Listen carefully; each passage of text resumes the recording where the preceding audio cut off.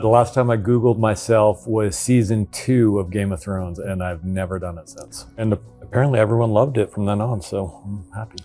To the best of my knowledge. That's what Dan told me. Yeah. Hi, I'm David Benioff. I'm Dan Weiss. And I'm Alex Woo. We're here with the Hollywood Reporter, and we're going to play The Last Time I. The last time I wrote a script I was proud of would be this season of Three Body Problem. I would say the same.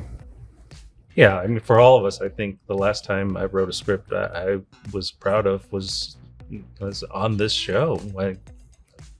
I hope others agree. I don't think there's anything quite like our show. There's so many different strands and different worlds at play, different characters, not just in one place, but across different times and different sort of realities almost. I'm proud most of all of I think the way that we just tied those things together into what I hope is a coherent kind of unified viewing experience. Yeah, I'm really excited to share with everyone things they have never seen before, things that we've never tried putting on screen before, things that no one has ever put on screen before. The last time I Googled myself was season 2 of Game of Thrones, and I've never done it since. It's a cold turkey experience. No more Googling yourself. And apparently everyone loved it from then on, so I'm happy. To the best of my knowledge. That's what Dan told me. Yeah. The last time I watched a TV show that inspired me was last night watching Adventure Time with my son, which I watch with him every night. And before I watched it with him, I watched it with my 2 older daughters. So I've now probably watched every episode of that show 5 times at least. And yet it constantly surprises me. If I could take part in something that was half as good or half as memorable, I would be a happy man. Most recently, I finished What We Do in the Shadows as a show that I never thought had a reason to exist because it came out of a perfect little like gem of a movie, and I really, really enjoyed everything about that.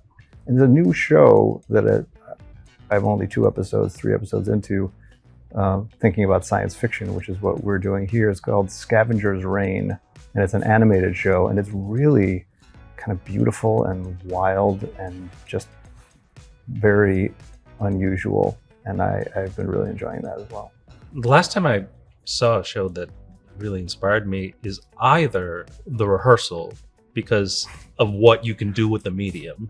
And I don't know if it inspires me, but I do obsessively watch a British show called Taskmaster, which is kind of a comedy game show, but it is an oddly sort of serialized game show. And after 3 or 4 or 5 episodes, you really think you know these people, and in a completely different way. That's what we're doing with the 1 hour drama, is getting the audience to build a relationship with characters over time. The last time somebody quoted one of my shows to me, my kids paraphrased Lannisters always pay their debts to me because they were pissed off at me about something or other, and like telling me that I was going to get mine sooner or later.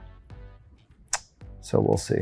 We went to a concert at the Hollywood Bowl. It was Ramin Djawadi, our composer, the composer from Game of Thrones and also Three Body Problem, was playing the Game of Thrones score. And we went with another friend of ours, Michelle, and Shell said, we kept seeing people walk by with T-shirts that said, I drink and I know things, which is a Tyrion Lannister line that Dan wrote. And I said to Shell, I'm jealous because all these people are wearing these shirts with Dan's line.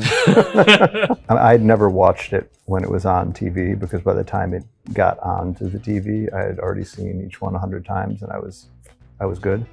But my kids got to an age, my son turned 13, and I figured, well, that's okay, I can show them this. And I figured I would watch the show 1 time again in my life all the way through, and that would probably be it. So I watched the whole thing with my family, with my wife and my kids. It was really nice to sit back and know there was nothing you could do to change or affect anything, that it was all there and you could just sit and watch the whole thing. And seeing it through their eyes was really great. I enjoyed that a lot.